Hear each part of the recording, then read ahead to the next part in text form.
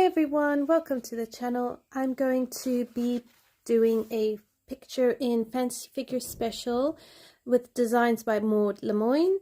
This is Coloring Heaven magazine, and I really decided that I like this beautiful coloring page here. So I thought we could bring out watercolor paints, Inktense pencils, and I do have my Prismacolors for some color. What I'm thinking of doing is like a Paynes Grey into, yeah, maybe actually just a Paynes Grey, very gentle on the, in the background, just to kind of bring it together. So I'm not going to do an awfully load of painting, especially here in the middle. So I'm just really going to focus more on the corners and just bleed it up. So I'm going to go ahead and do that. And then I'm going to get started with Inktense pencils, and let's see if I can actually color most of this with Inktense pencils, except skin tone. I draw the line on skin tone. Like, I am not doing skin tone in Inktense. Like, I don't have the skills for that, and yeah, I'm not brave enough to take that on as a project. Maybe one day we can grow into it, but for now we just gonna focus on doing what we can.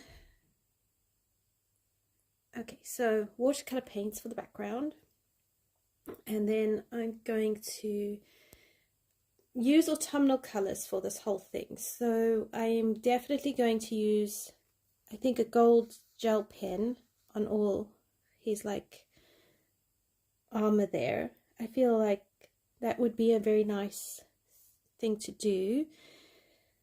But I am going to color her jewelry with pencil. I think the rose I'll make red one. Because it's quite small, I'll see. I might chicken out and do that in pencil. But the leaves I'm going to do in Inktense. So I'm thinking of doing maybe an orange into a yellow, and I think that could work very well with the Inktense pencils. And then I'm thinking of giving him,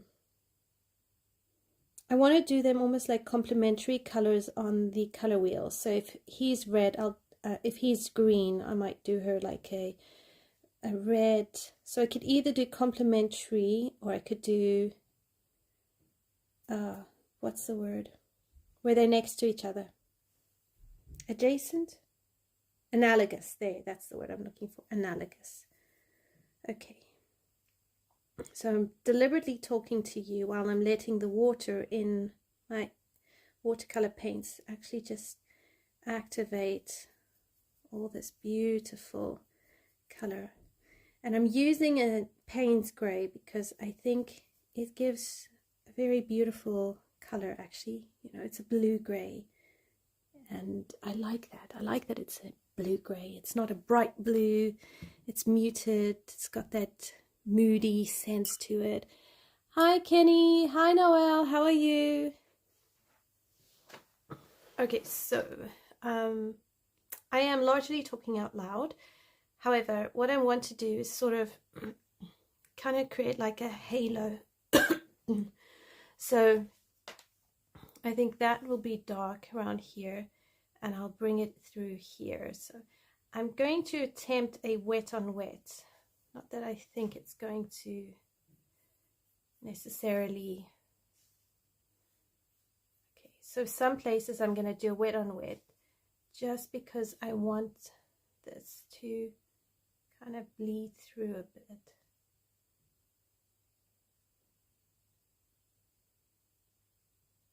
And I don't want this section here to be, you know, very strong. I want it gentle.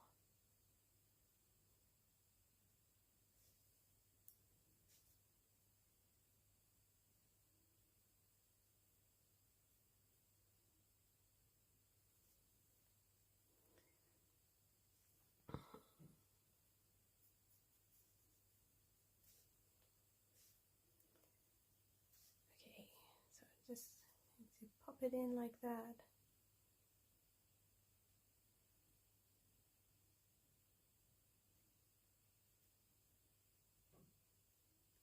Now my paper is going to go buckly and bubbly because I'm using far too much water for this sort of picture, but I think it will look okay when I'm done.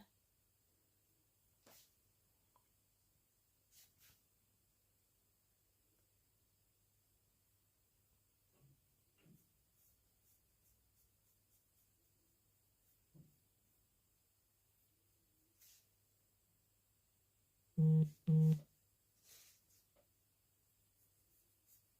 I need to work quite quickly because this is going to dry very, very quickly.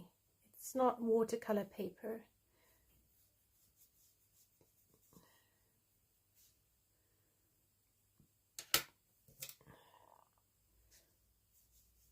And then if I take water on a paintbrush, I can try and bleed it through.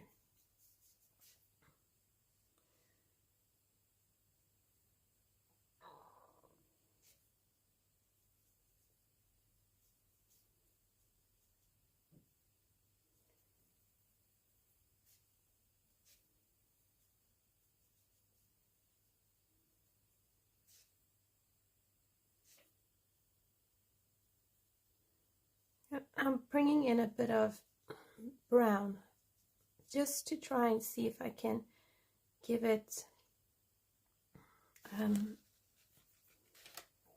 yeah, I don't want it to be like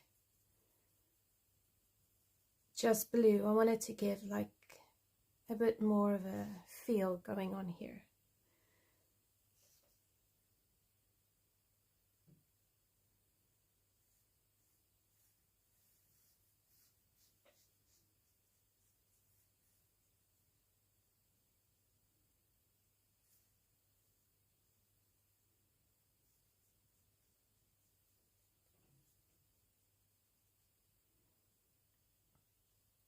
Now I have seen beautiful pictures where if you use like watercolor paper and you have enough water on the page and you can actually just blend all these colors beautifully into each other. These like, right, I'm going to go over that because there's no ways I'm going to go around it. It's just too small.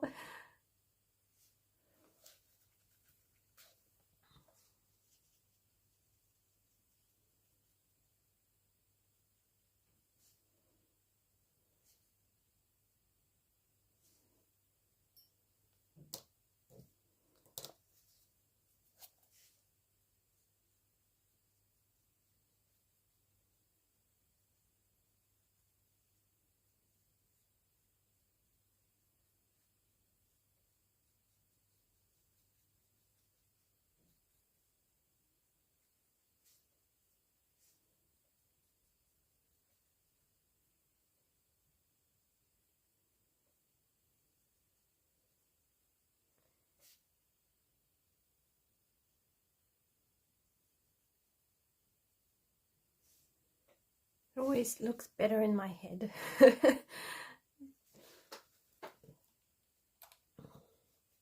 Right, I haven't got my channel up here, so let's quickly get sorted so I can see the live stream. There we go. Hi Dawn, how are you? Hi Jody, how you doing? Okay, so let's see.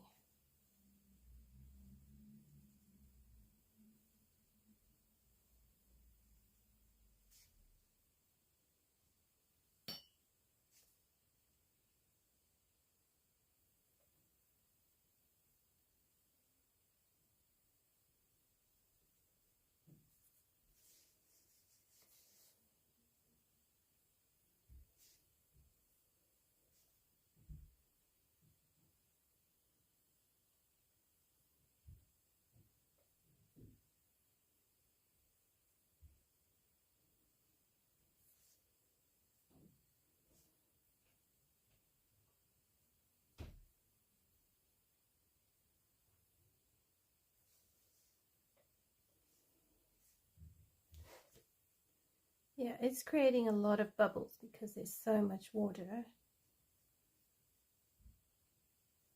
But it's fine. You know, sometimes you just gotta have what it is.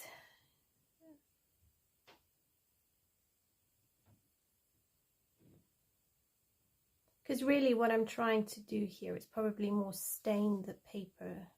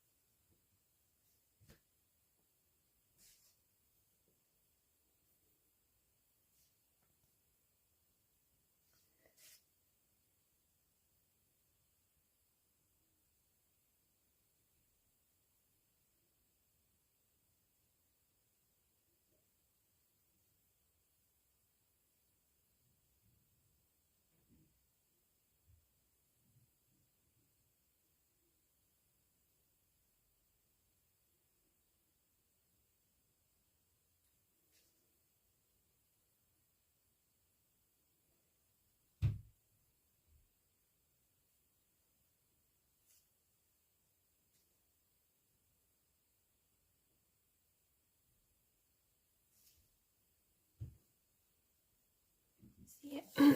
You have to move so quickly, otherwise it just dries.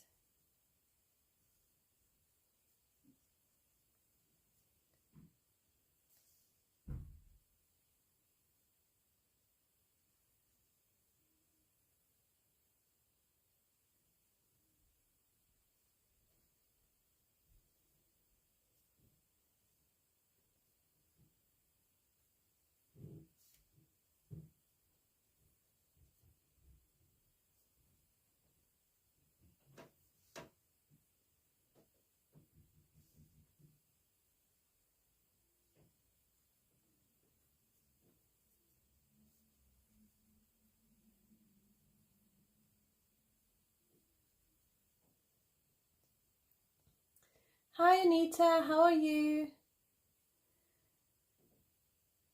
Yep, Jody, I completely get the whole plodding on thing.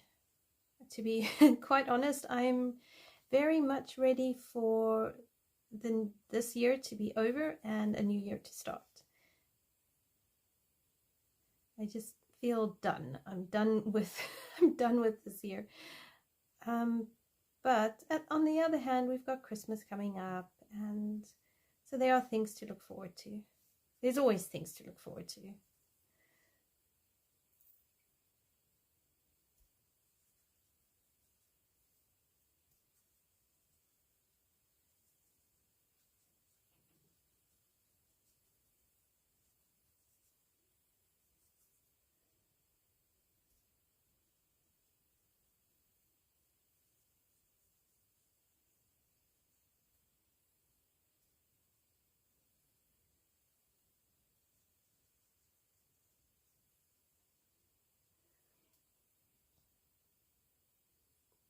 Exactly. Little things are what help us the most.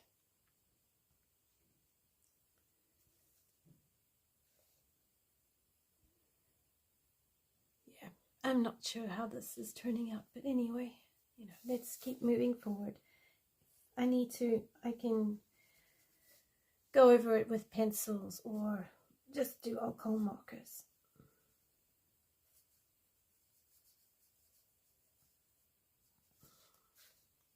Alright, so I'm not sure how his cape is going. Yeah. So it's coming down, so I don't know why there's a line there. It's a bit odd.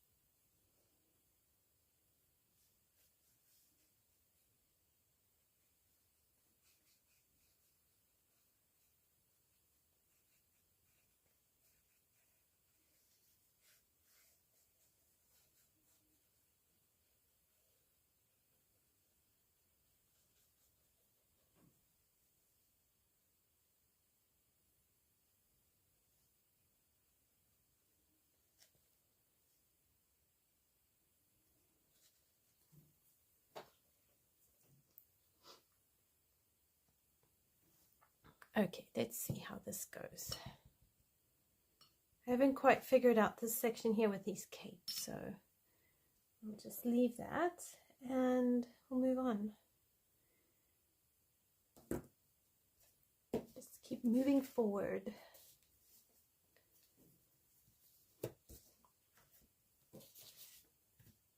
Okay, I'm going to zoom you into the leaves so you're seeing less of my messy desk.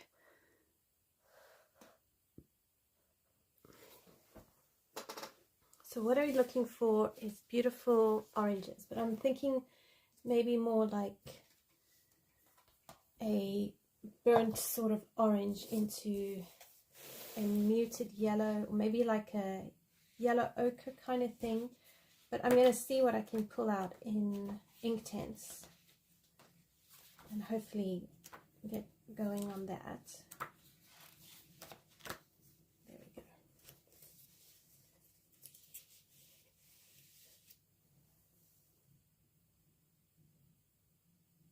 So I think if we do something like maybe a red oxide into a baked earth into a mustard, I think that might actually work really well.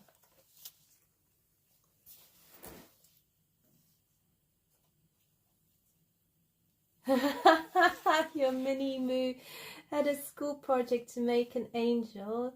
She did a great job, but added a little extra when Mama wasn't looking and only showed on the way to school. She added boobs. Good on her. Yeah, I don't blame her, you know, it just makes everything look a lot fuller. There's some substance. That's hilarious. I love that.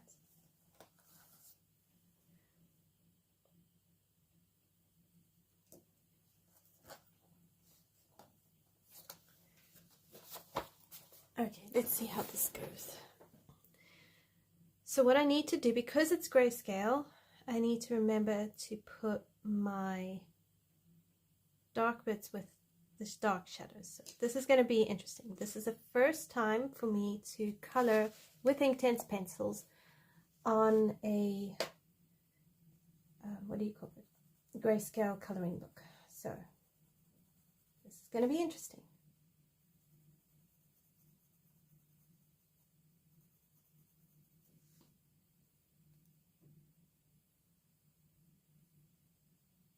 Should have like an advert slogan. You saw it first on Ailey Colors 5. I'm just joking.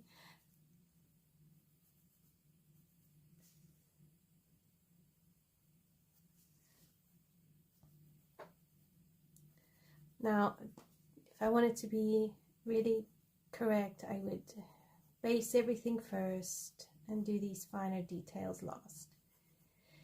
But I'm impatient, and so I'm doing them first.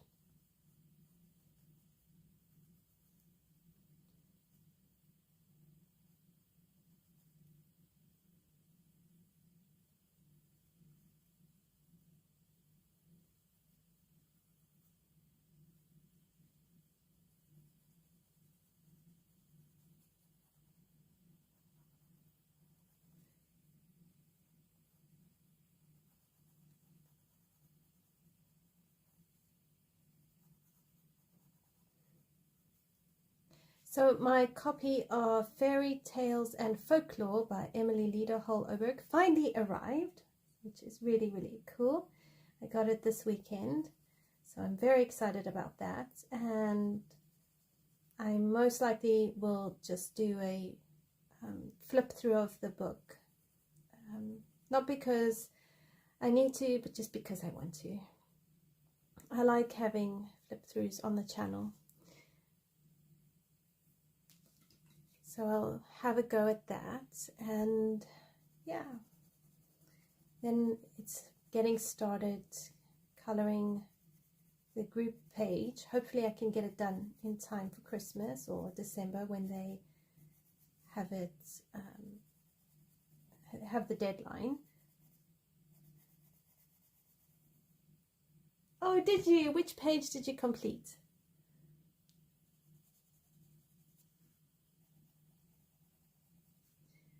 The group I'm on in Instagram, they're coloring the page with the deer, and there's like the Christmas baubles, so it's quite a nice little page.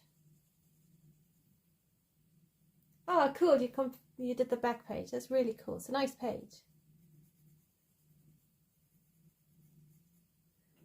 But then again, to be fair, I liked all of the pages. All right, let's see. Are we gonna get this right? The nice thing with Inktense pencils is you really don't have to be overly precious about it. You just plop it on. And then once it's dry, if you want to add more to it, you can.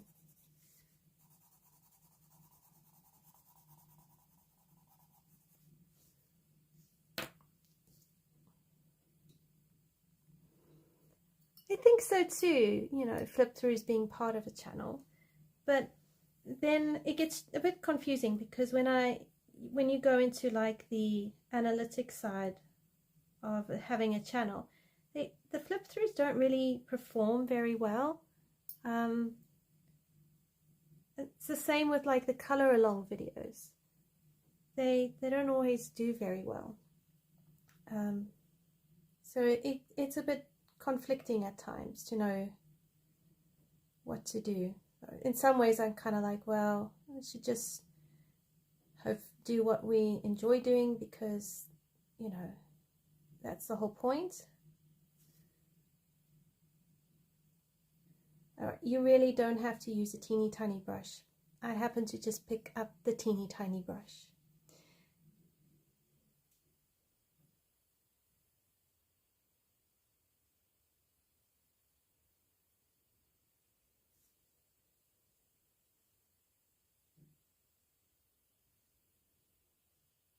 Hi Kylie, how are you? Oh, you left it till last, so because you wanted to do a watercolor. Fair enough.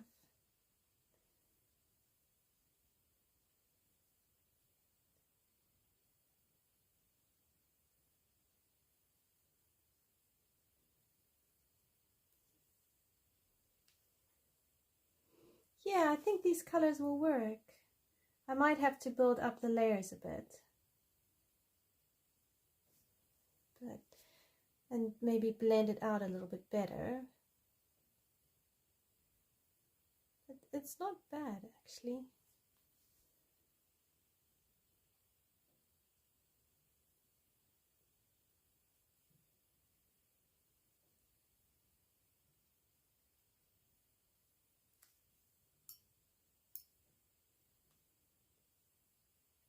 You were coloring and you got tired of it.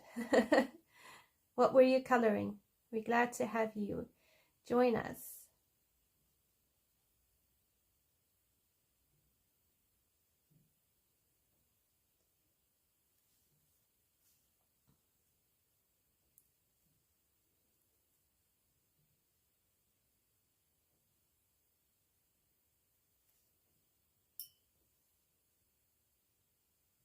Yeah, I heard some people were struggling a bit with the paper, trying to work out what to do and which mediums worked well on it.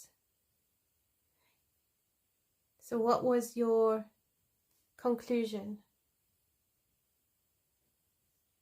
Ah, I love that page, the Yaga Baba in Kirby Roseanne's Mythic World. Yes, I've seen so many gorgeous versions of it.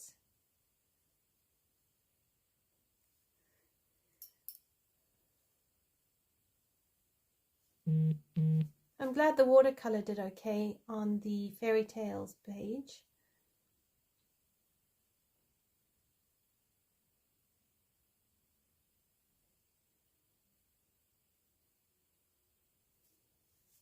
Alright, so that's not bad for a leaf.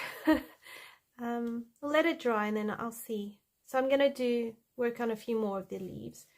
I won't necessarily do all the leaves on camera. I'll see if I can keep moving forward and do a variety of things here.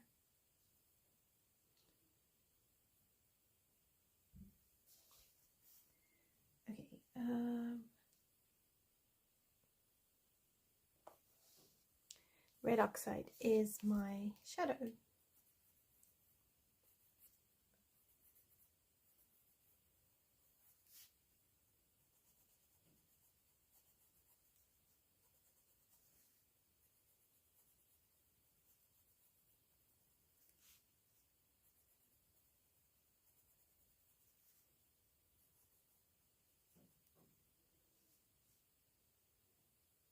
Oh, thank you, Carly.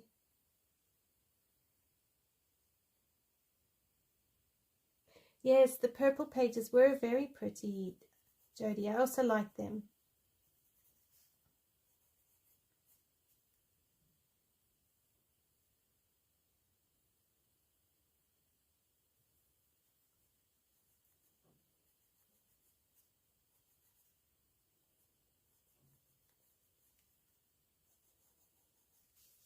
I was coloring in Magical Dawn yesterday. No, not yesterday. I think it was Saturday.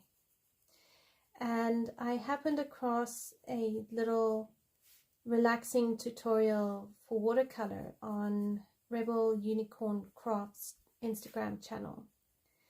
So I got all excited and I thought, oh, okay, I'm going to have a go and I'm going to pick a Magical Dawn page to have a try. So I did, and I love the background. There's just one teeny tiny problem. The background is so beautiful, I think it's just going to take attention away from the moths.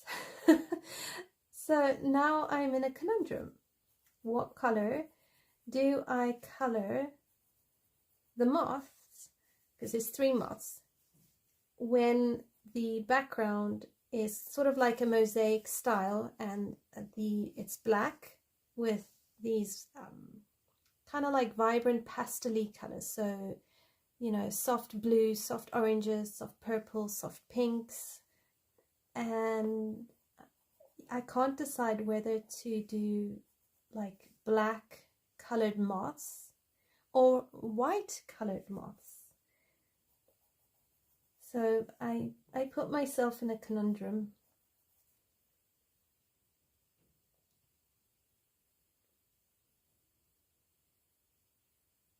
Oh yes, playing in leaves is one of the best things. It's not autumn if you can't play with leaves.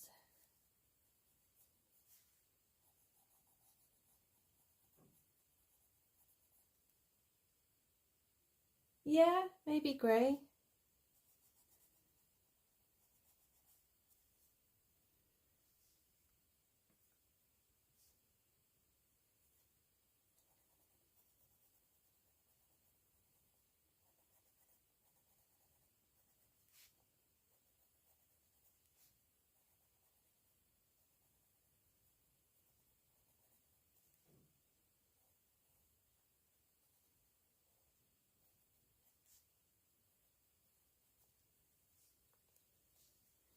Okay, so then I do the midtones.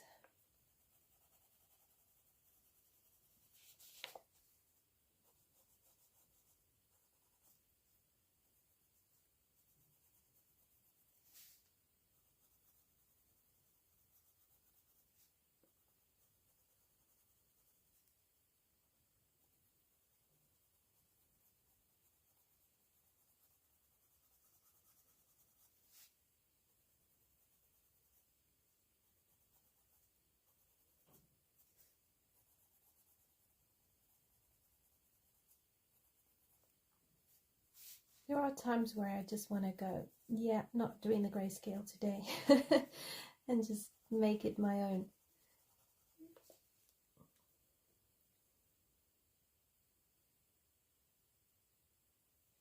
Oh, that's so much fun, raking up leaves and then just running into them.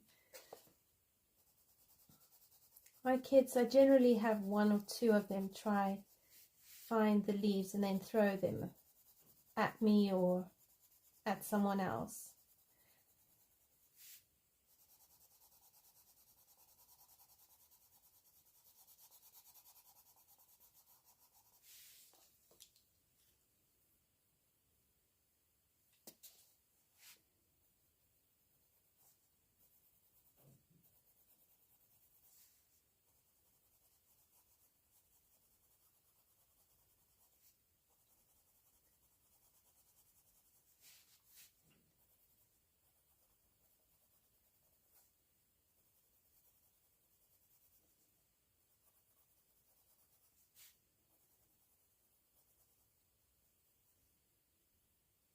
Oh, thank you. I'm so glad you like them.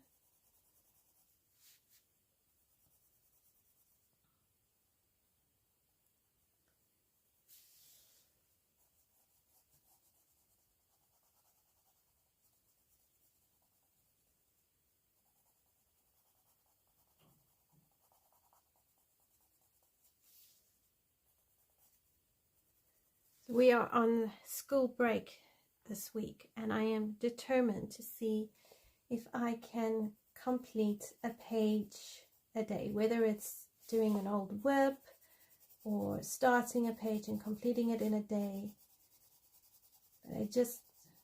I want to do that as like a bit of self-care and self-love. We've only got a week's break, and then we'll carry on until Christmas. So I'm kind of like, you know what, we can do this. We can just have a staycation at home for a week and just do some stuff that we enjoy doing, and then get back to it until Christmas, have a nice Christmas break.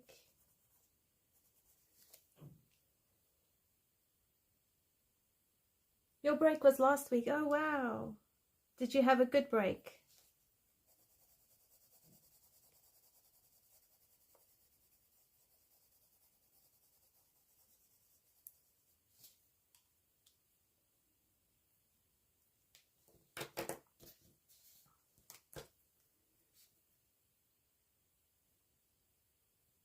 Yes, self-care is so important.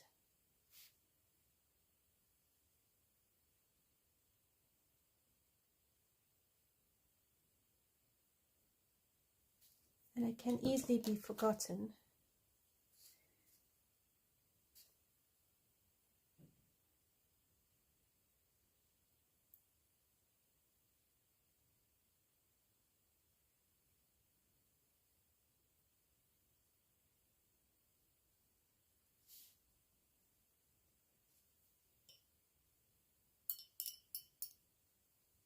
Oh wow, that's a long time.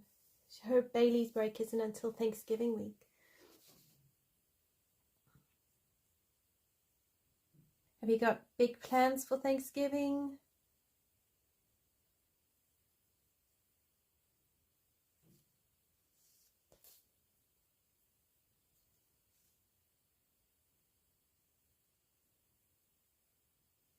Oh no, Jody, purple is no longer your favorite color.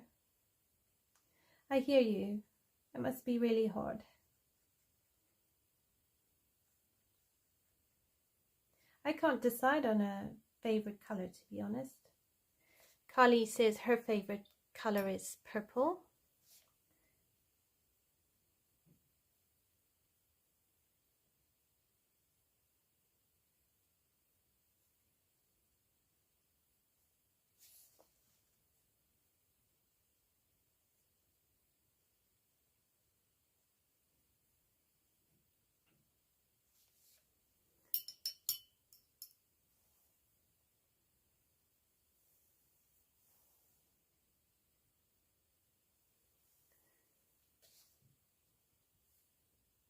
It sounds like a lovely way to spend Thanksgiving.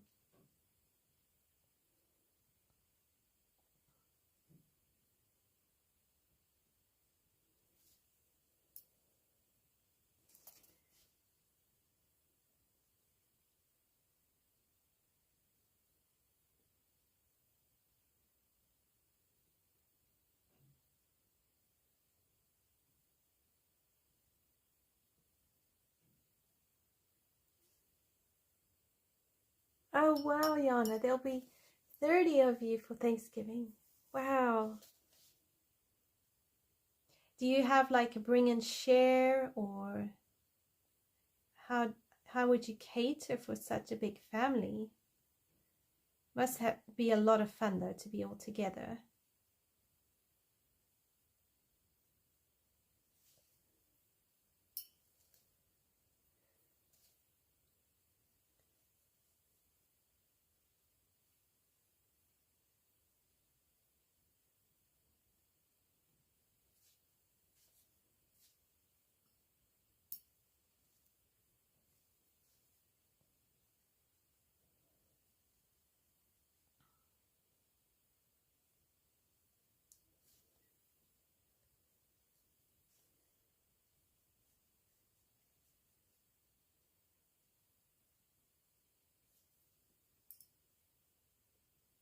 10 is just an average Friday. I hear you.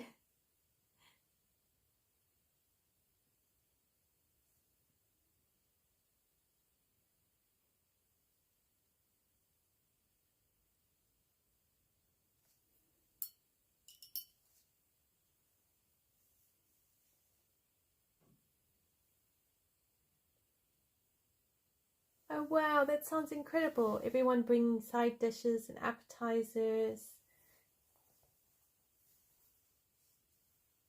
It helps to have a huge kitchen or family room edition, especially if you're hosting a large family. And it's also lovely that they've got the space for it.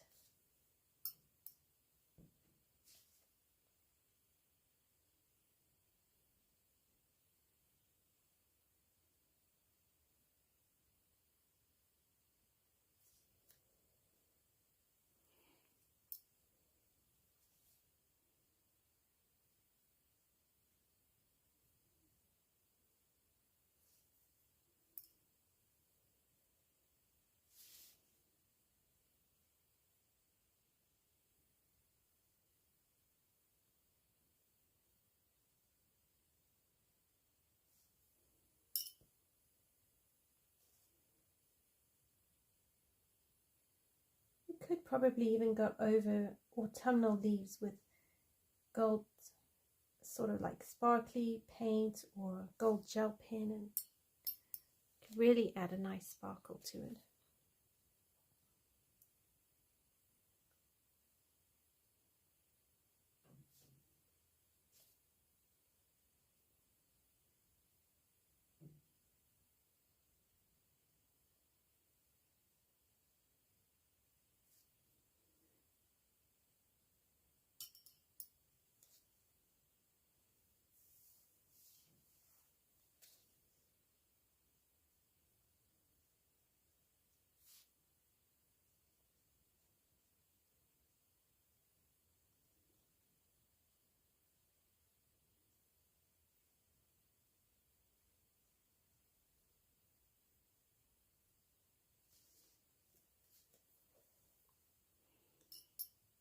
Right, I actually don't mind those leaves now that I've gotten back into the hang of using my Inktense.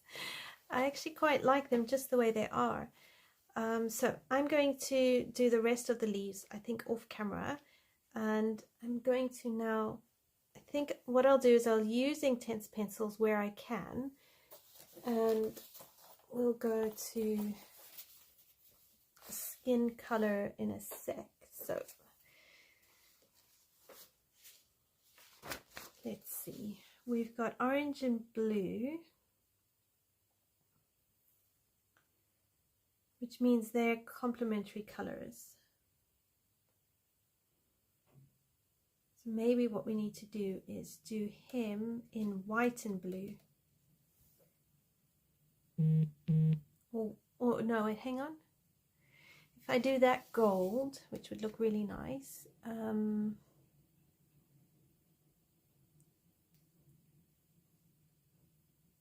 I'm just trying to get a feel for what's going on here, because that could be armor here, maybe. Oh, it's so hard to know. Like, he's so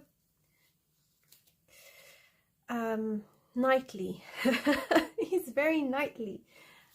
We could make him red, like reddish black, so do a very dark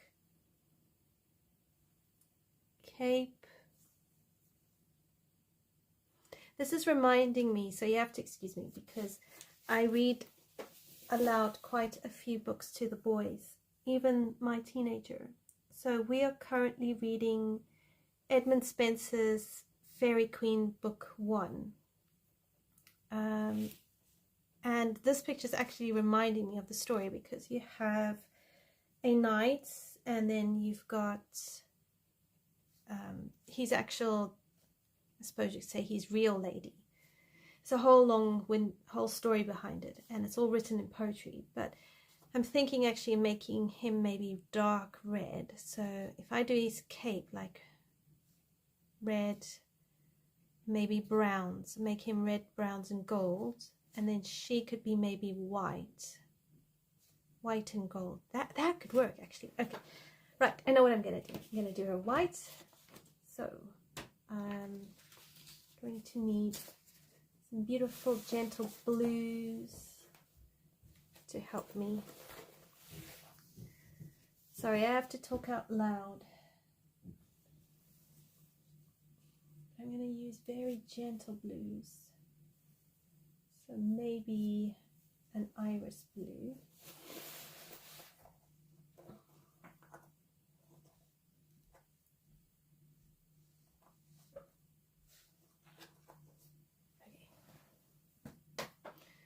Right, let's see how we go. So I'm going to do her like in the shadows. Just very light blue, and I'll mix it with grey.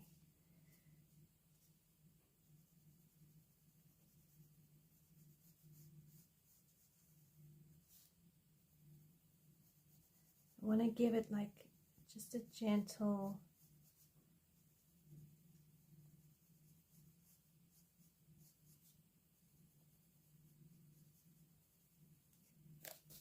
promise it's going to look nice. I'm actually saying that more to myself. I promise it's going to look nice. I'm not going to make a mess. It's going to be fine. Okay, we'll use a Paynes Grey. Paynes Grey, where are you? Here.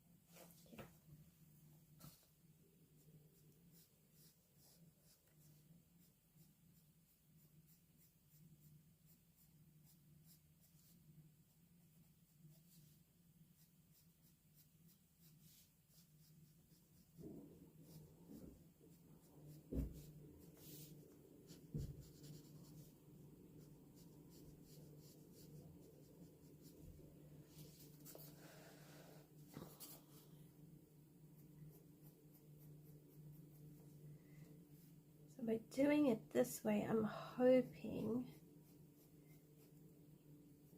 to add just enough color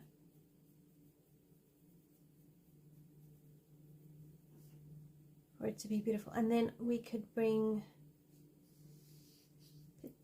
hang on, we're doing reds, golds and blues. So if we stick to that, maybe do some red here along this edge here.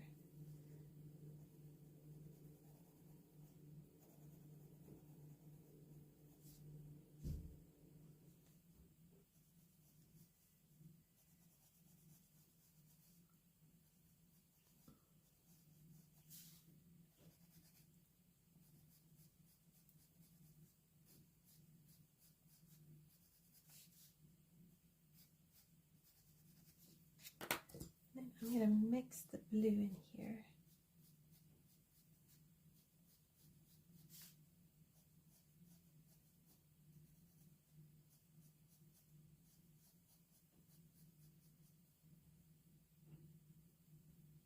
Oh, thank you, Cully. Oh, cool, spatchcock turkey. That must be really nice. Does it help the turkey to not get too dry if you make it spatchcock?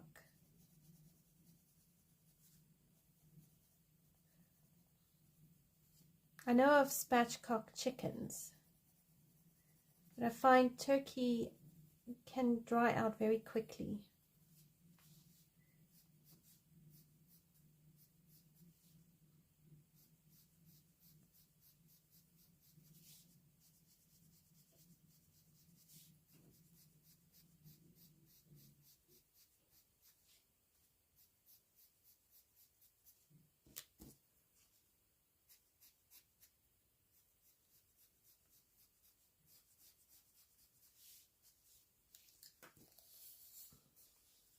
All right, I'm going to activate that so we can see what it looks like. Oh dear.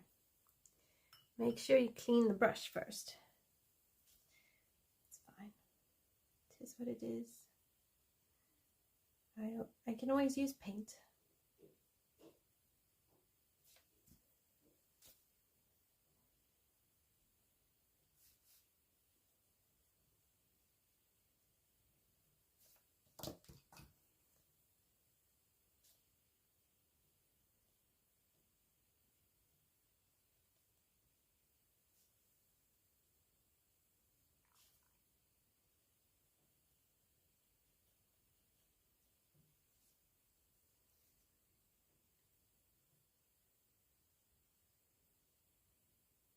Oh, okay, so it does keep it more moist.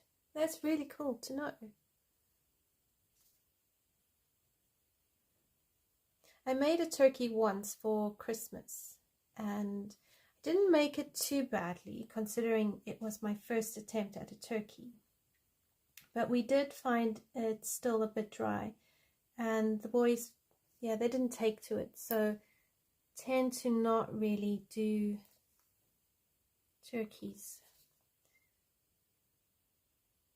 They prefer chicken and duck or lamb or something like that.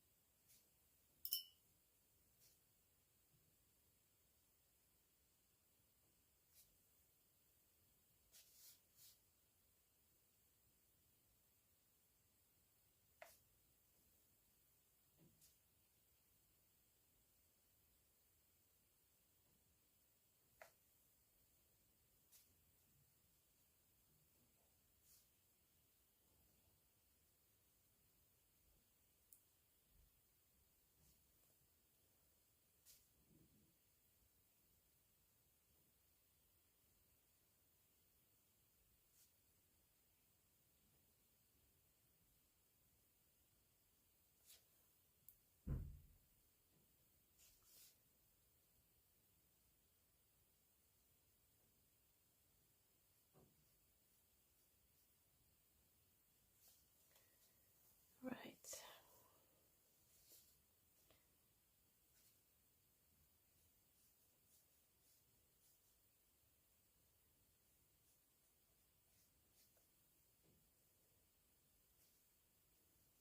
I think I'm going to let the paper dry, and I'm going to move onto pencil. This paper is very unforgiving.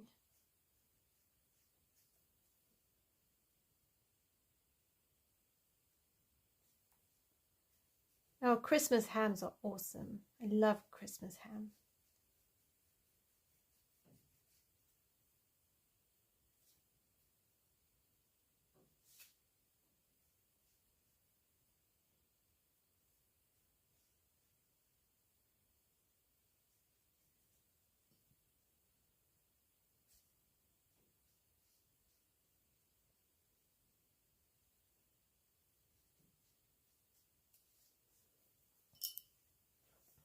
Okay, well, her dress is turning out more blue, but it's fine. We'll add more white to it. All right, for the sake of continuity, let's keep going.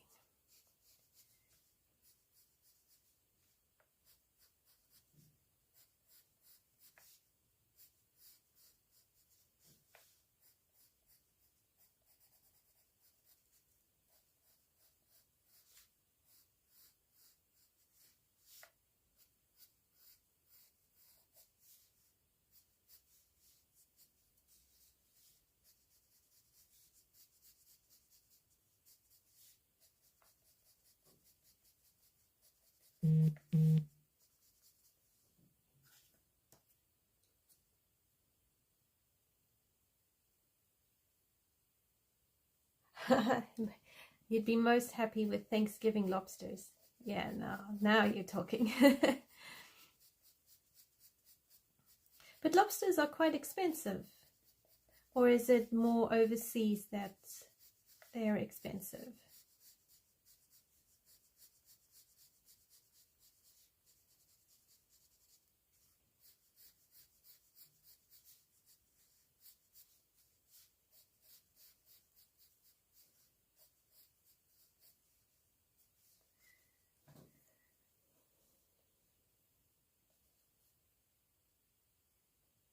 Oh, you can't touch raw meat like that. No, fair enough.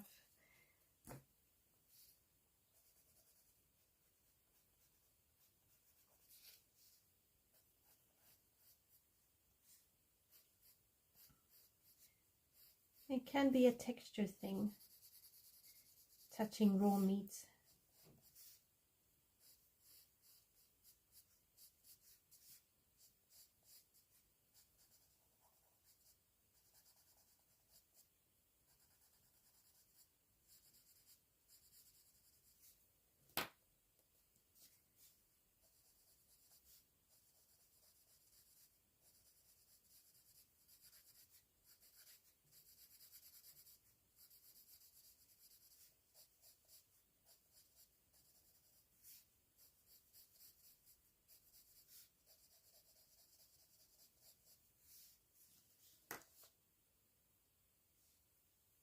Buy it ready prepped.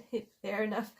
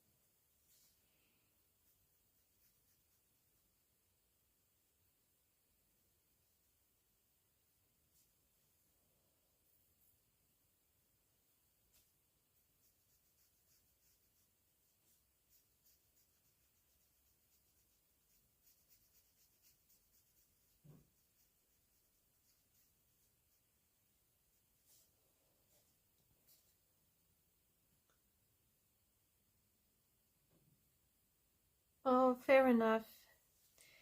Touching chicken isn't always fun.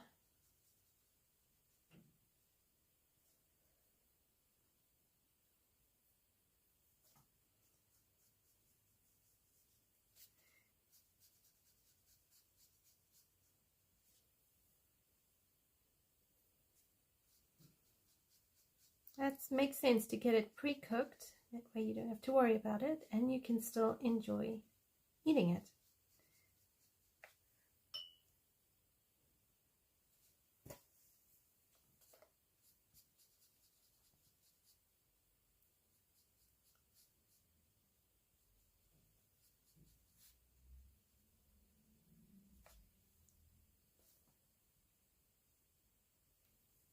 Oh, sorry, I've gone out the screen. I'm just finishing her dress, and then I'm going to let it dry and see how I can lighten it up.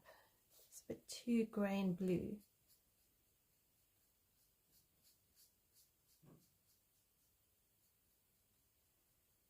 And this type of paper doesn't really let you go back in and lift any of the pigments. And once Inktense pencils dry, that's it. They are now activated and inky.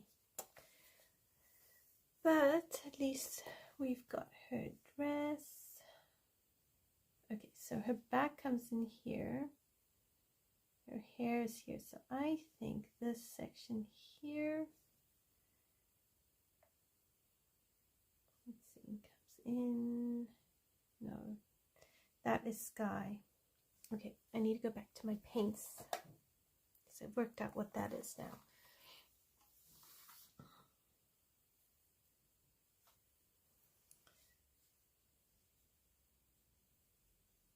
No.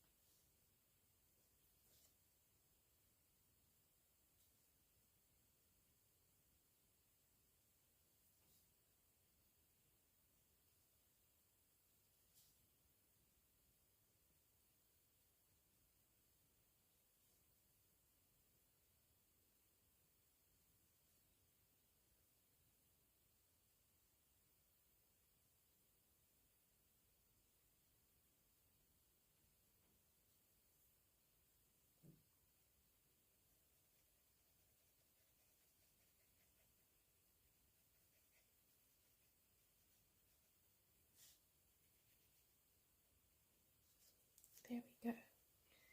Hopefully that will work a bit more.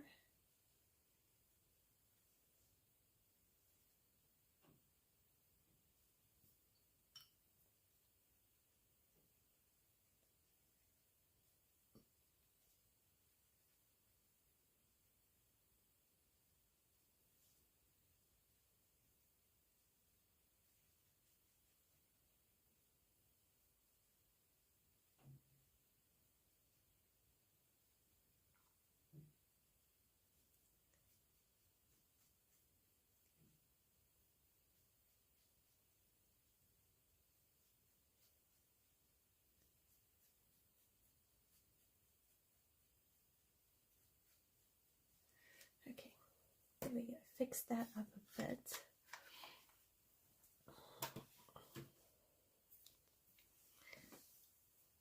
Alright, I said I was going to do him red. So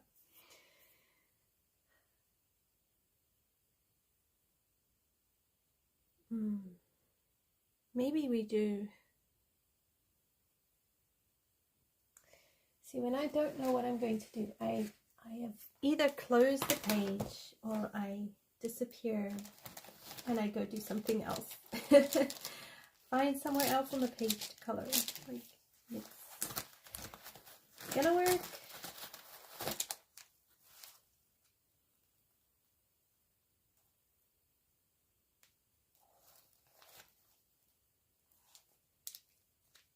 Okay, never mind.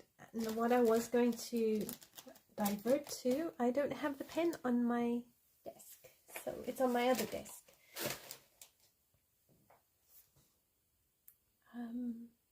Okay, well, in that case, we will proceed to do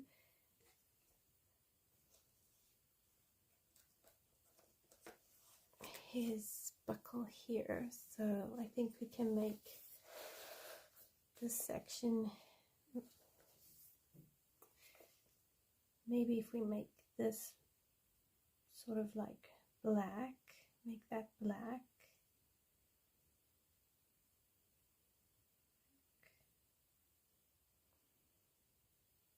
I'm trying to just work out what is going to be his cape. So cape, and maybe make his collar part of his cape.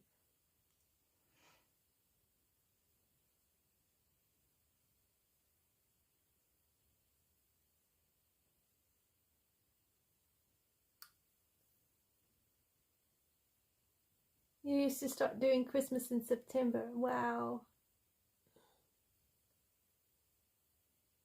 I can't get Hannah's Christmas book. It's out of stock.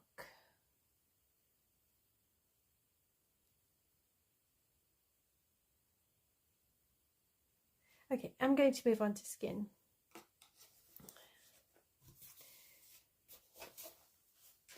And I'm going to do pencils for the skin.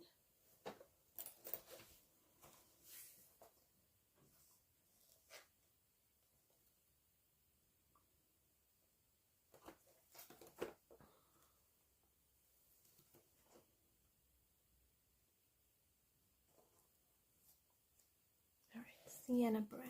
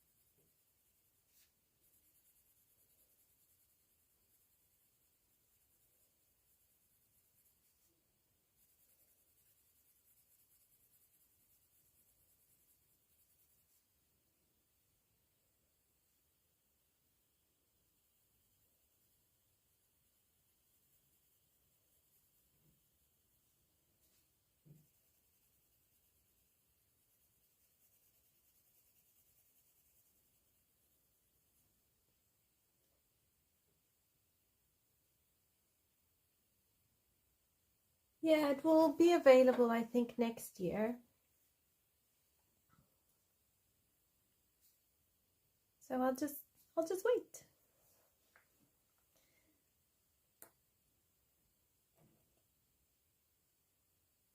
We shall just wait, and it will come out when it comes out. No, I don't want chocolate.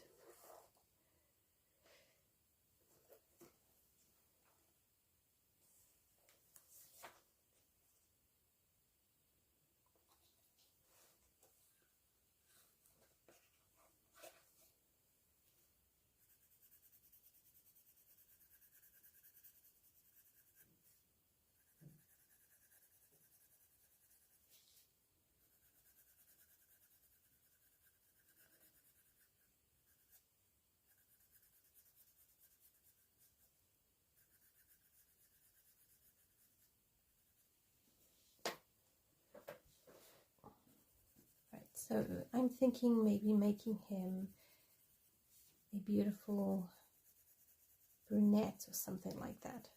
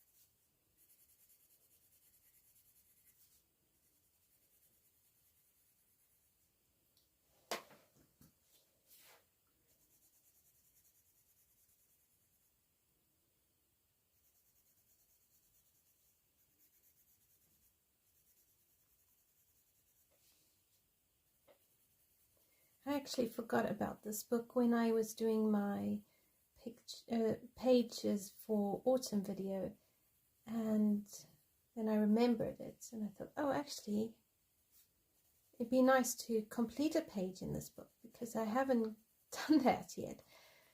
So if not, why not?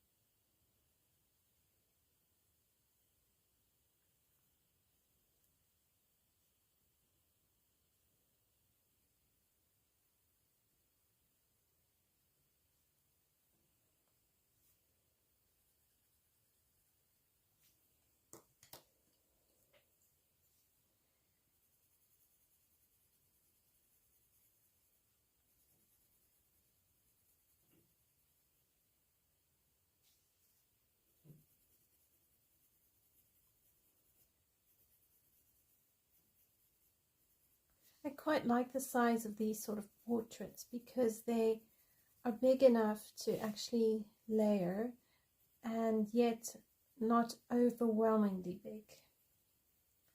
So I find they work quite nicely.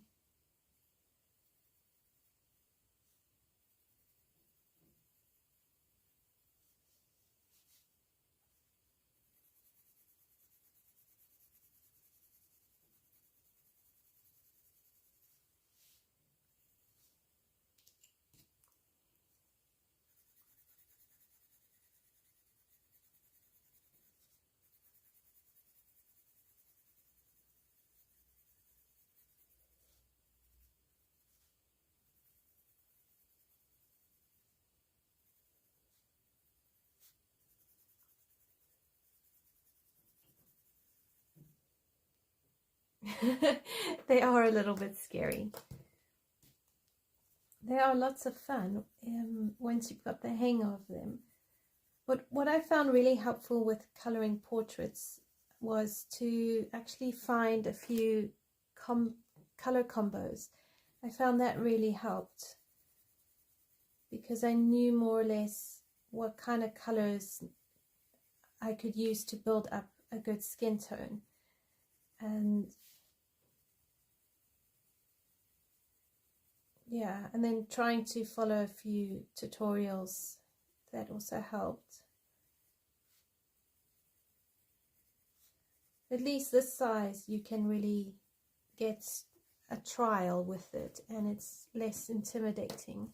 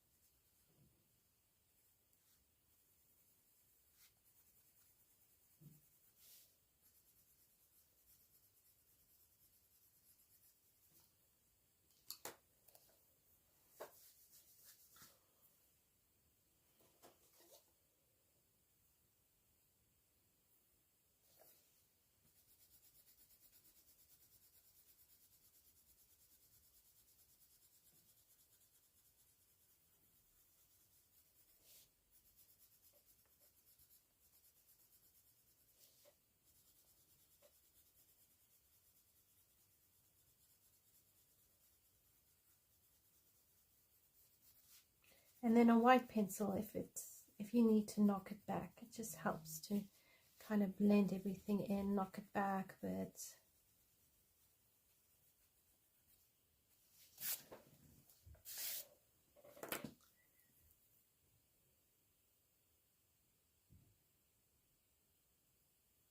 Fair enough, any bigger space to be hard, yeah.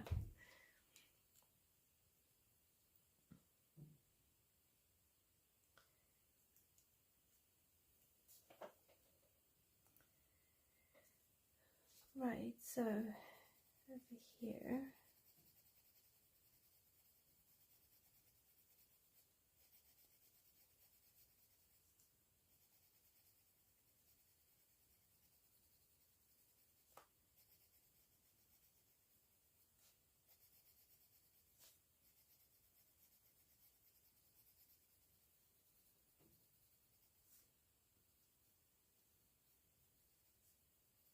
I find sometimes hands can be tricky.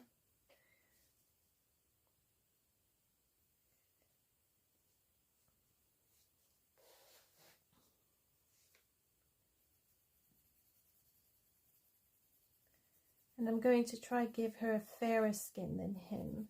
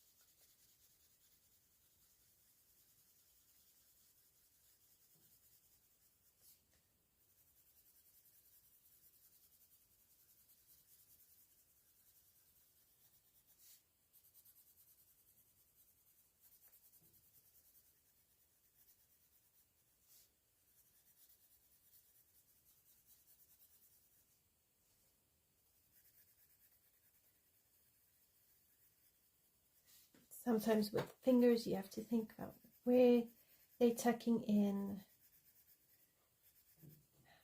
which parts need highlights, which parts don't.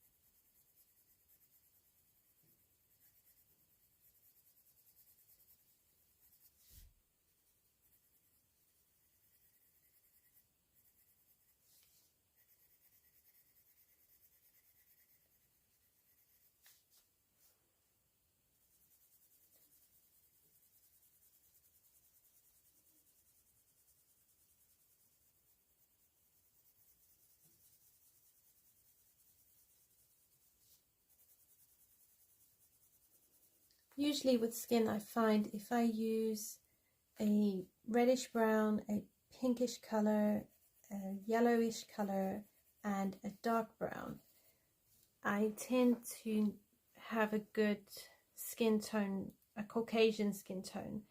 And if I need to knock it back, use a white pencil. I find that generally works out quite okay.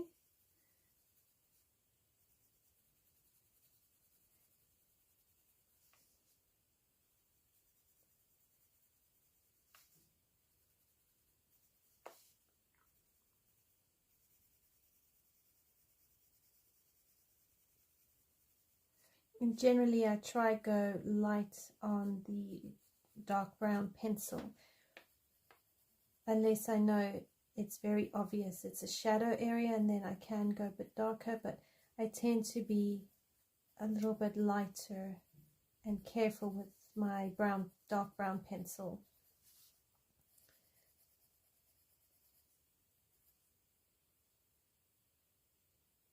Bye, Kali. Thanks for hanging out. Hope you have a great rest of your week and look forward to catching up another time. Enjoy your coloring.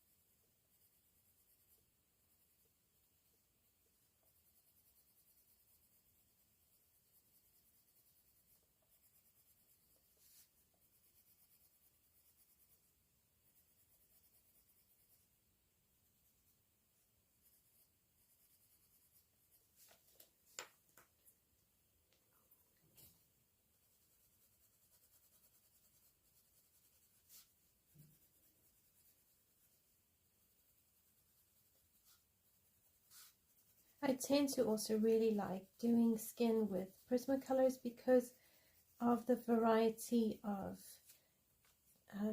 beige siennas, beige colors. You know, they've got just such a lovely skin tone range.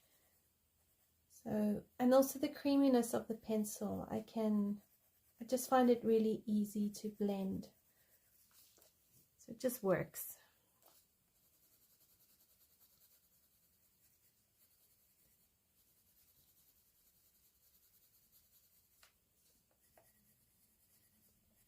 It just works really well. Maybe we should do a Kirby page next. Haven't done a Kirby page in a while.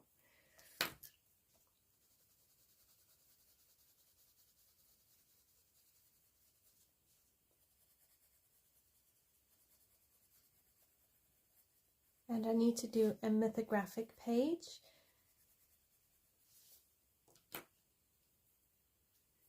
So I need to make a plan for those.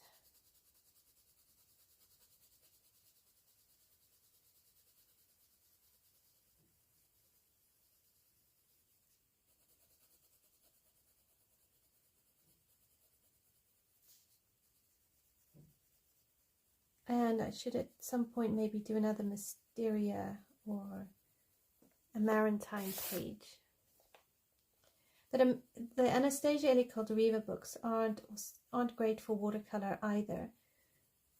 So they tend to be more pencil based pages, I find. Alright, so there his skin tone is done. I wonder if I lift it out of the light, if you see it a bit better. Maybe. He's got nicely shaped hands. Okay, so her skin tone, I want to keep light. So I might opt for a light umber. And then more like creamy colors.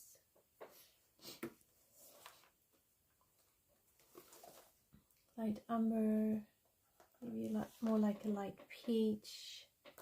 I'll use no, I won't use peach. I might use like a Deco peach.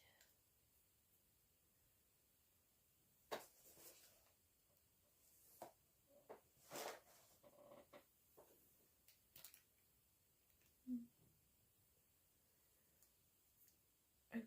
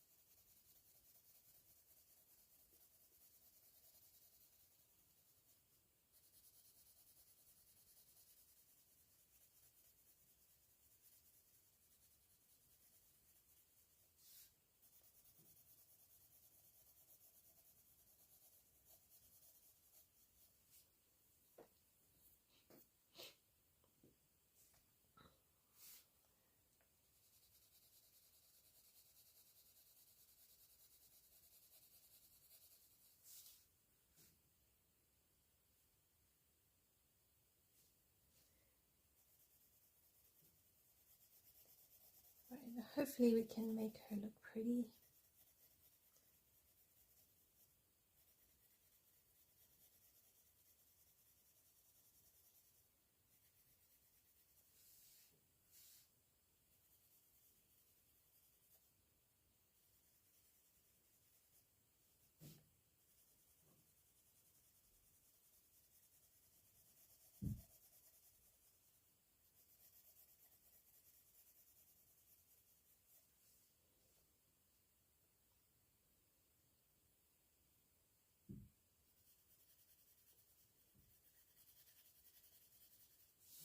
Alright, so then we've got some of her skin and her hair here.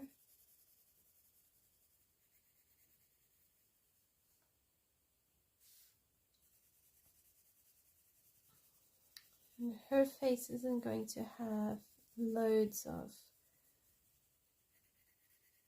pigment because she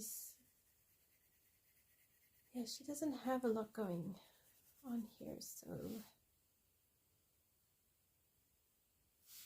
predominantly light skin.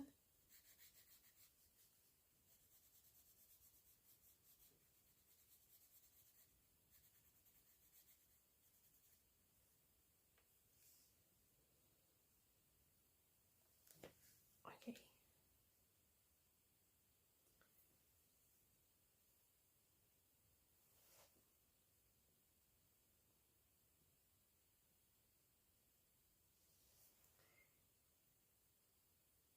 Maybe we can do a bit of beige.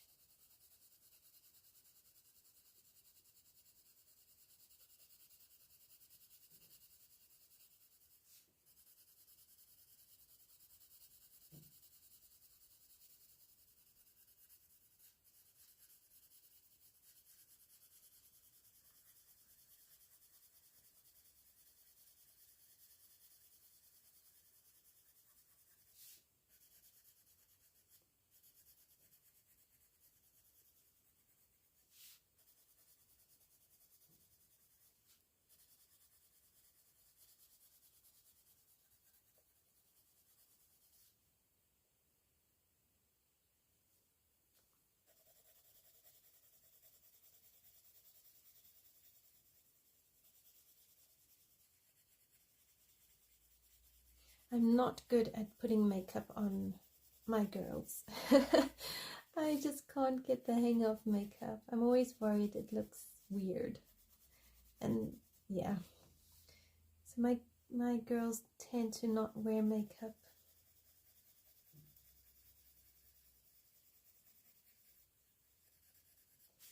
We could maybe give her some brown makeup.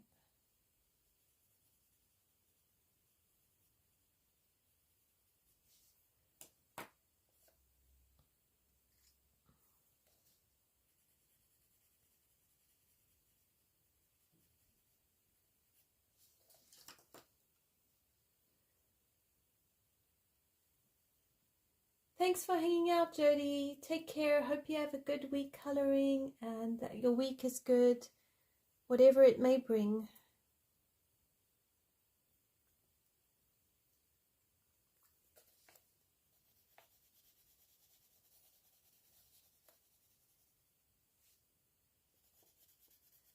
Right, so just carrying on, building this up.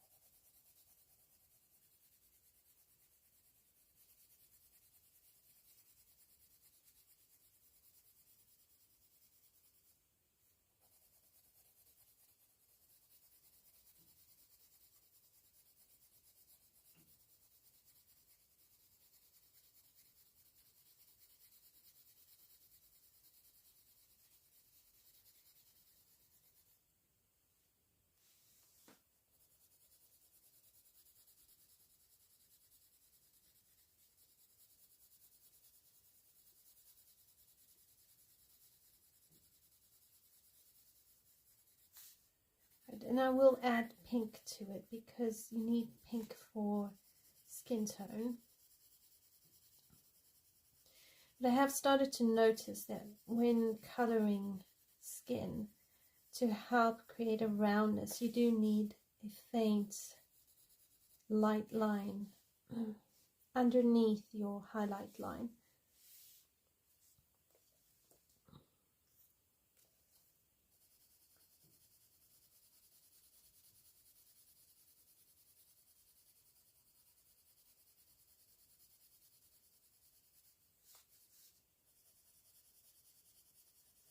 And then the pink in the brown just helps to create just that vibrancy in skin tone. So I really like adding a Deco Peach or a blush pink.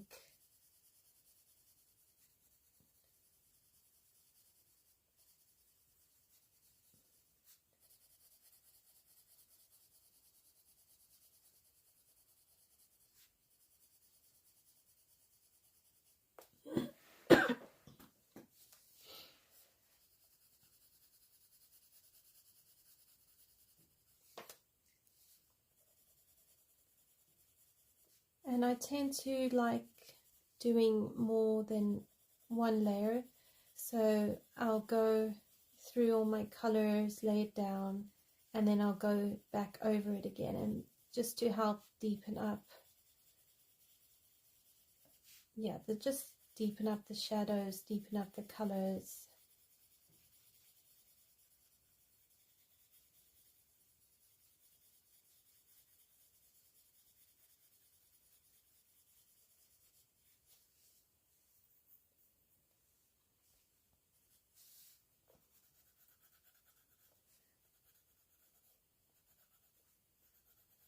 I'll try and give her some nail polish,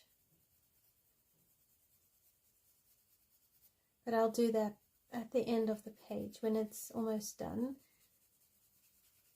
and hopefully that will help. Yeah, just kind of create a beautiful page.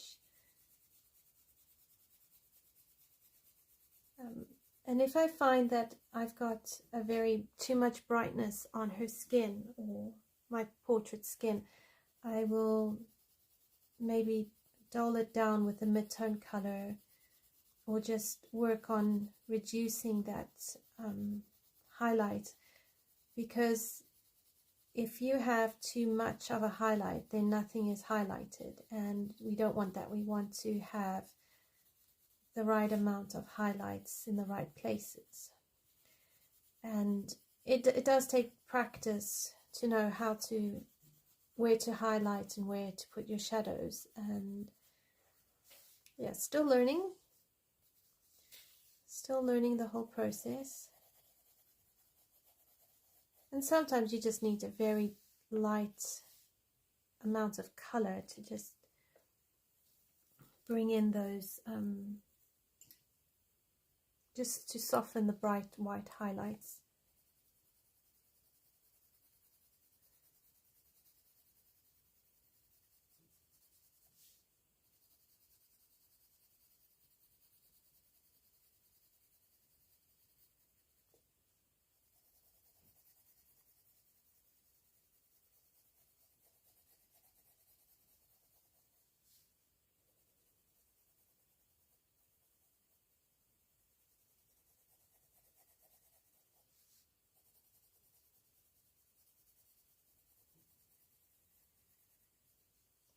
And if you're new to coloring portraits, grayscale portraits really help, because in so many ways you have the highlights and the shadows done for you. And if you just follow the gray of the grayscale, the darkest section being your darkest color, the white areas being your highlights, it really does go a long way to just helping you know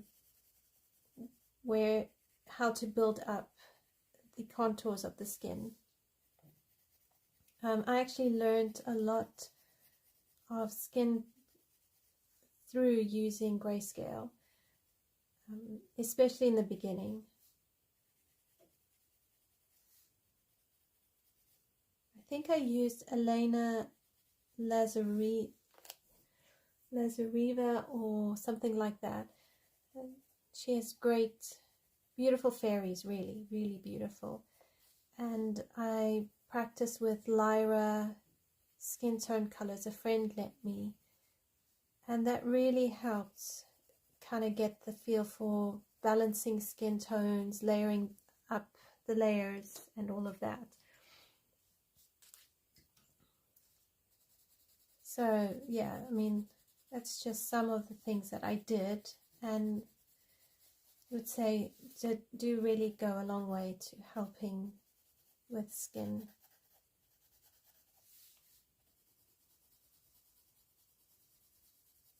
And then it's just really practice, and to keep learning by coloring with other people if that's your style of learning.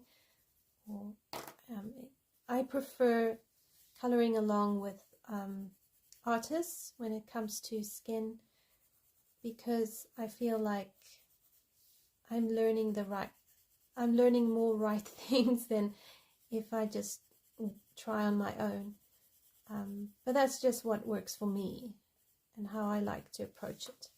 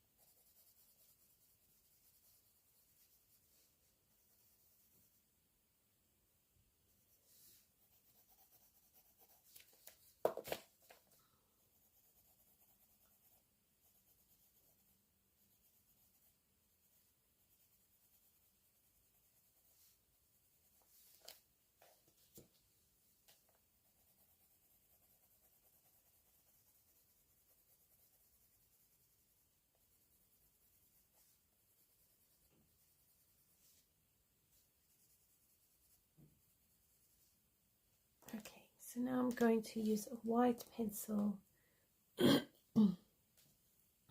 help me just soften this up.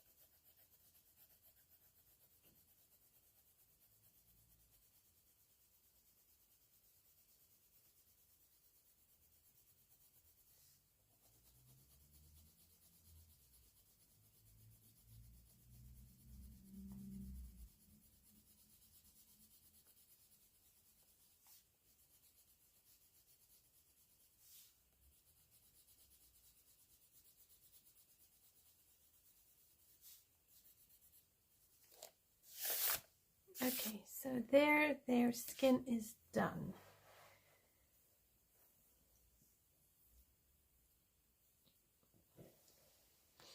So I think that will work really nice. And let's see, this is dried now, so if we go in with a white pencil and just smoothen this out.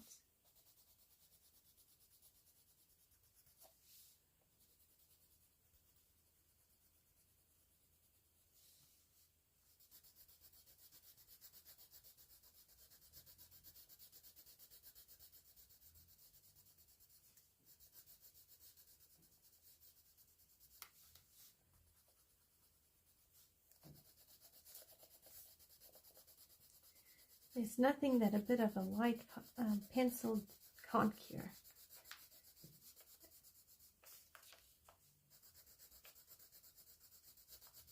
Just color over it and soften it out.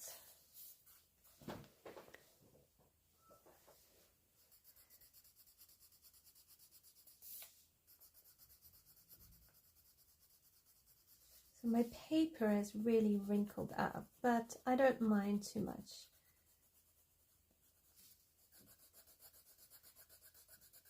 I'm not overly bothered by the paper being wrinkly.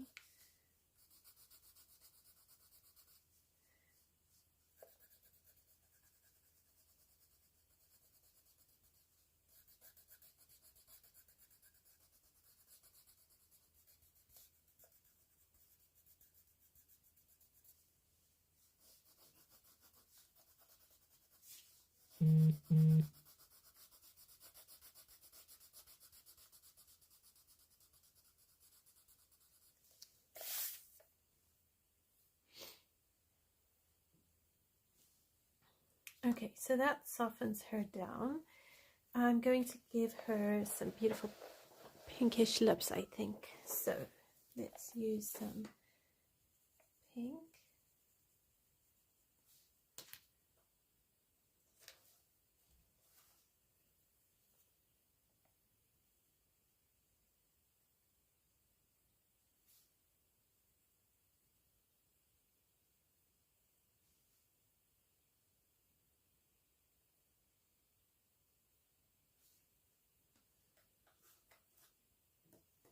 Some magenta and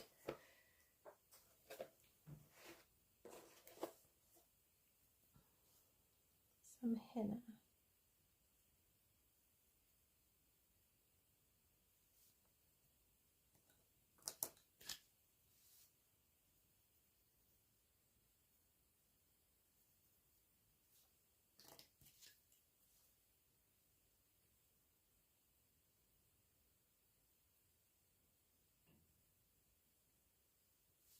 There we go.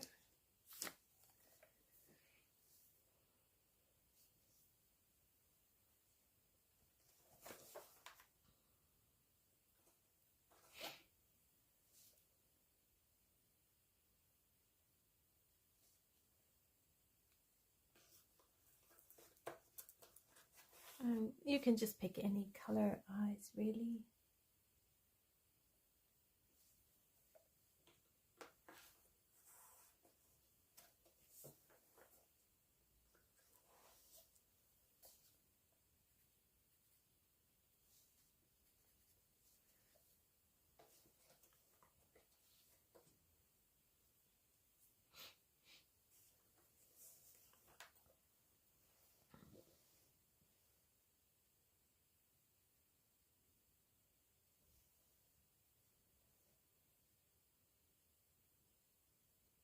Right, then she's going to have gold on her arm and gold on her dress.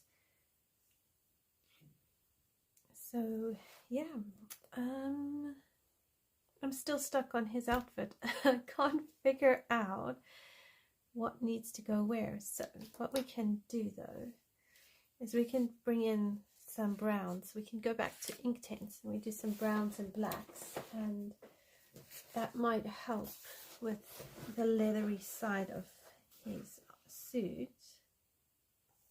I think if we just do like a burnt umber.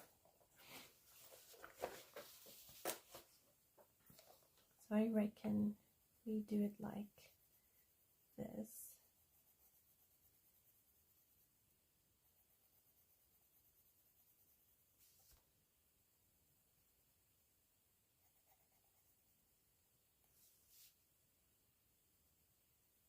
Make it more leathery. And then here, maybe that's like armor. So if we do that armor here, see, by doing something small, we can figure out what's going on.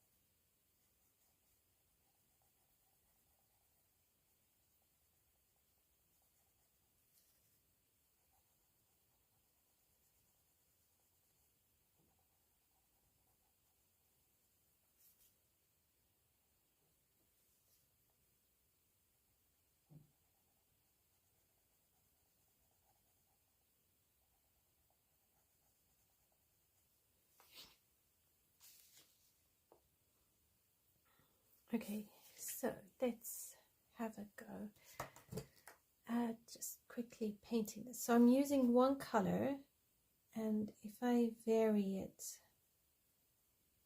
I can still keep the highlights and the shadows.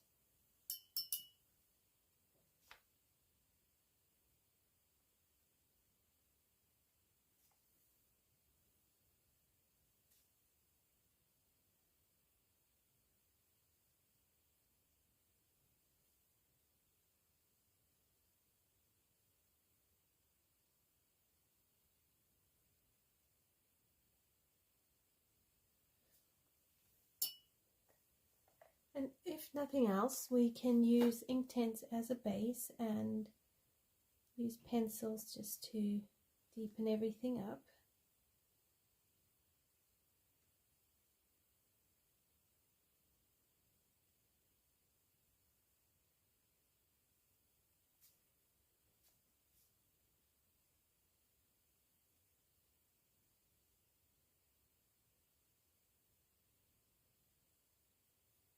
And we'll give him gold buckles and kind of stick to our theme.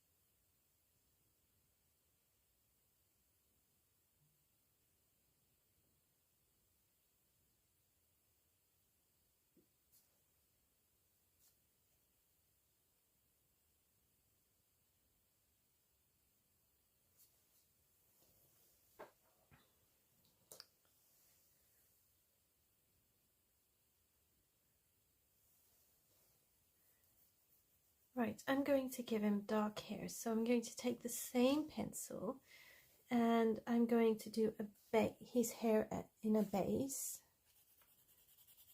So again, I don't have to really make this overly fancy.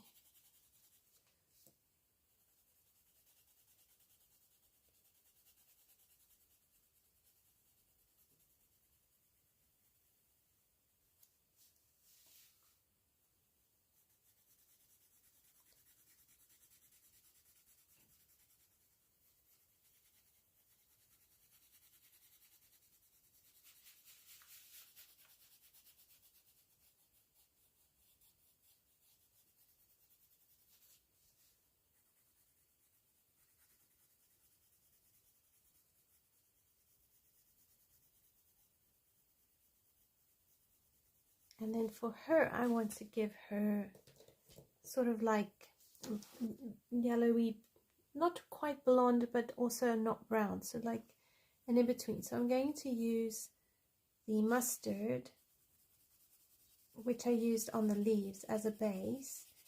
And then I can use colored pencils on top of that to create her hair texture. By doing it this way, it also speeds up the process.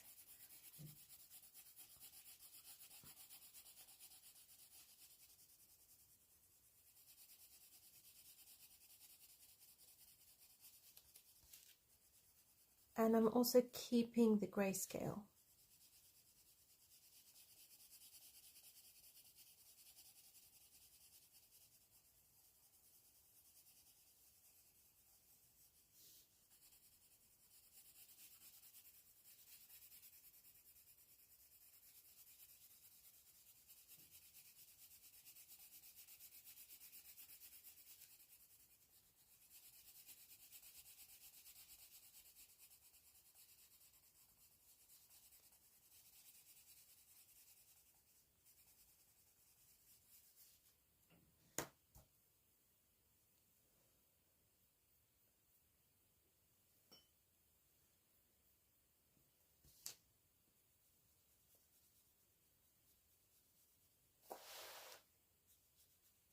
just coming in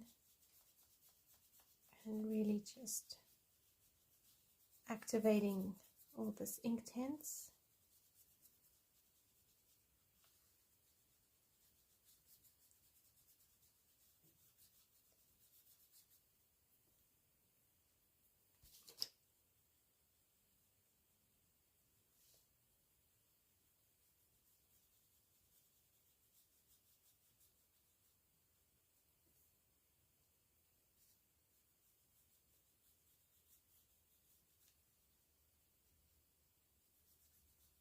You can really do this with markers as well, and it all creates the same effect. It might be better to use markers on this paper than Inktense because of the way the paper reacts to the water. Hi Brittany, how are you?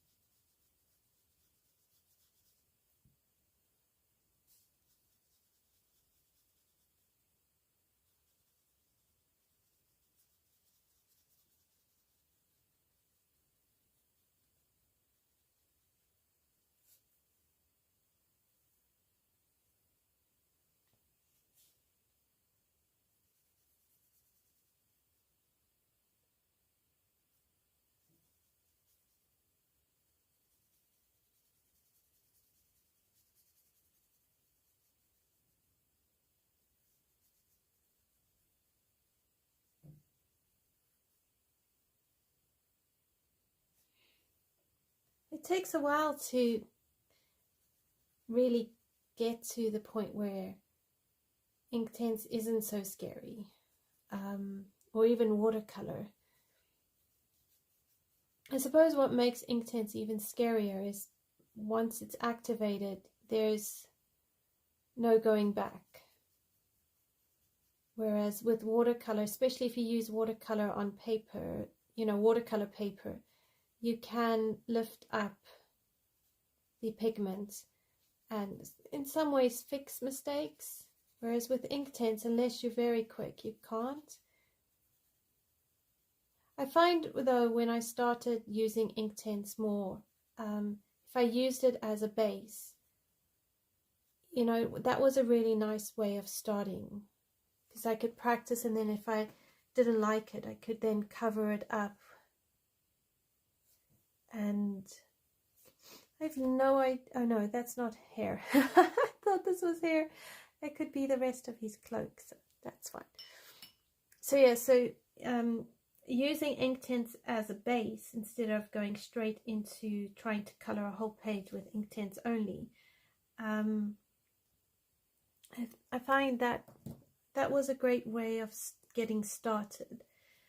And then I started experimenting a bit more with, maybe I can put a bit of more focus on the shadows. And Peter Hewitt has fabulous tutorials for Inktense. Not a whole lot, but she does cover Inktense pencils, and I found following along with her in Lizzie Mary Cullen's Magical City, that was also very helpful. But yeah, they are definitely intimidating. Okay, so if I come here, so now I'm going to work on her gold. I do have a Polychromos gold combination that I found in a different Coloring Heaven book. So I will try and remember to give you guys that.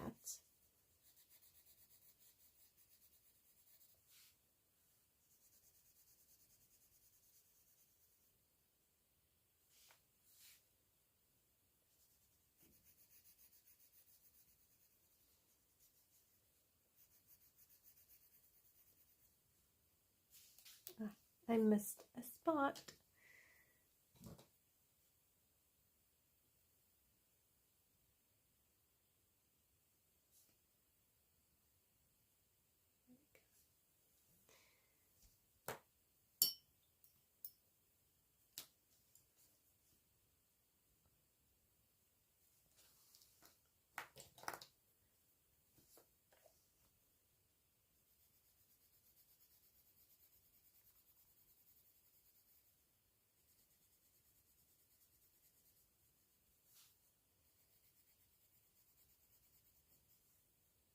But you just need to really go at your own pace.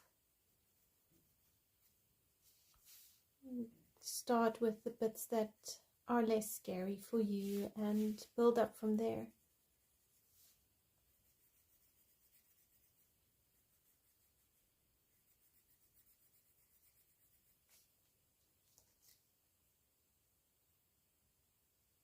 Yeah, dedicating a couple of books to water-based mediums is a great way of getting started.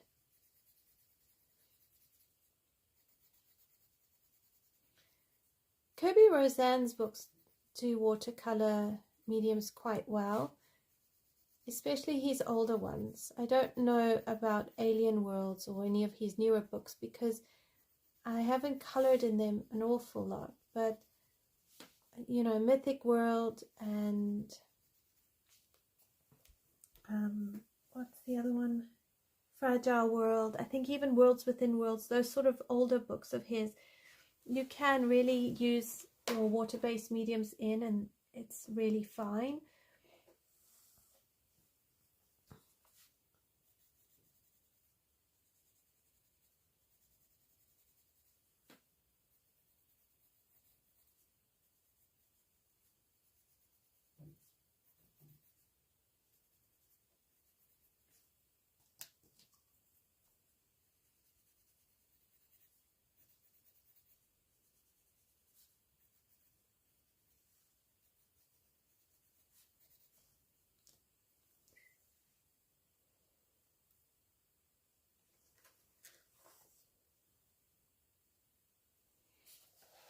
Bring that down a bit for you, sorry.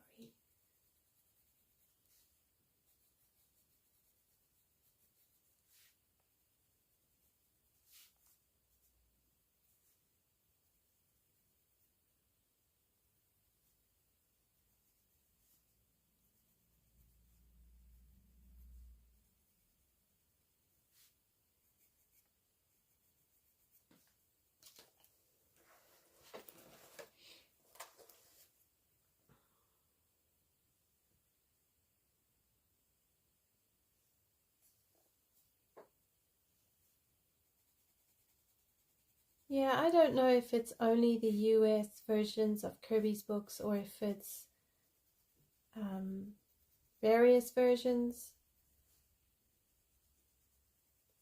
Quite honestly, I haven't really gotten into the habit of checking the different versions because I just really buy what is available here for us.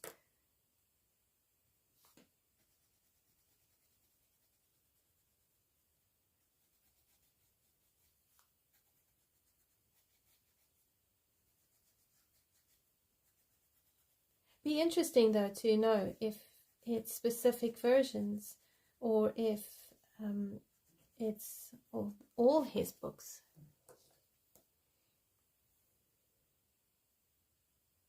Oh, I see. So the UK versions take wet water-based mediums better.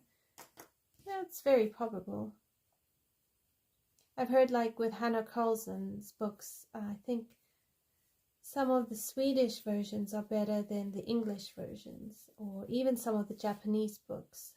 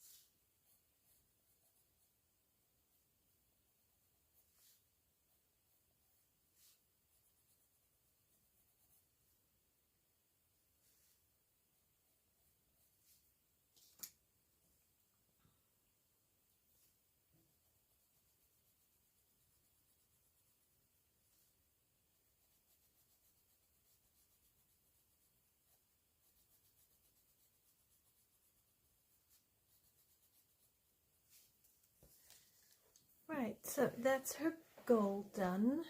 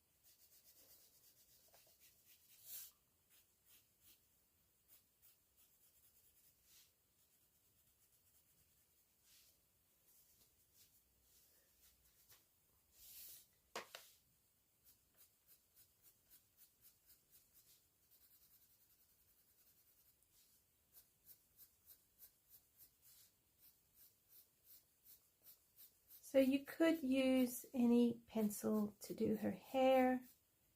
You could use polys. I should actually try polys on this paper.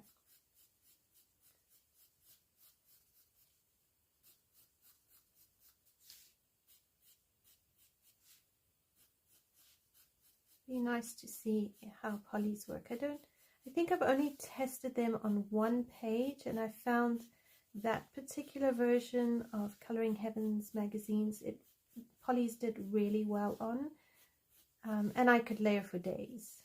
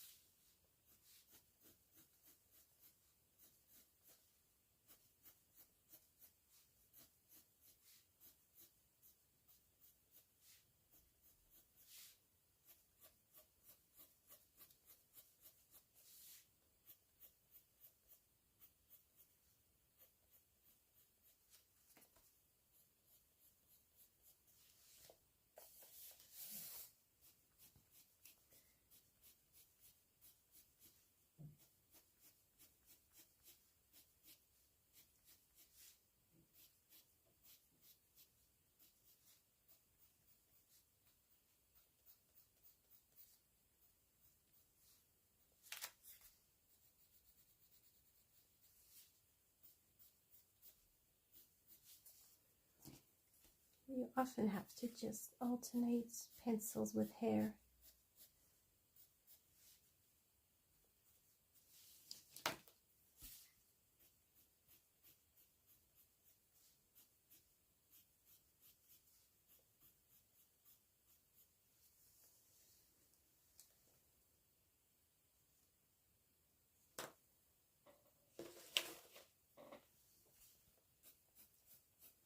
But because you have a base, it won't take terribly long to just create some nice hair.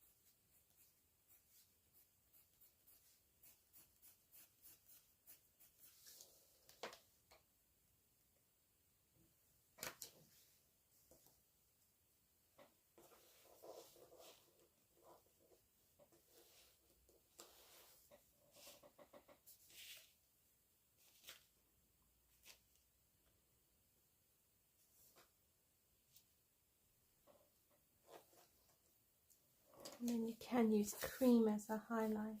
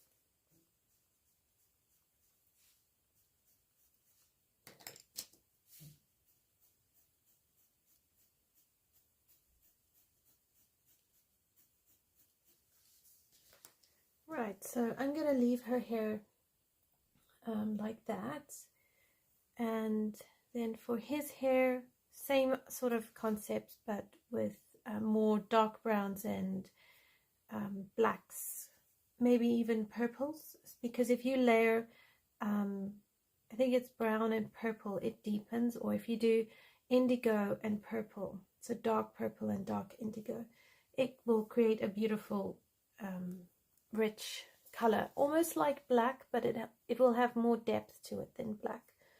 Okay, I'm going to zoom out so you can see. I'm not sure I'm happy with the background, but you know, I can always fix that. Right, so there you have it, and as you can see, her dress is, you can see the shades of grey and blue, but it also has got enough white that I think if we were to take a white Posca pen, we could probably get away with making it almost look more like a white dress. So that's it for me for today. Thank you so much for joining me and hanging out. I hope you've enjoyed just today's live stream, and I look forward to seeing you all next week, Monday, for another page and another color along. Until then, everyone, have a great week and happy coloring. Bye for now.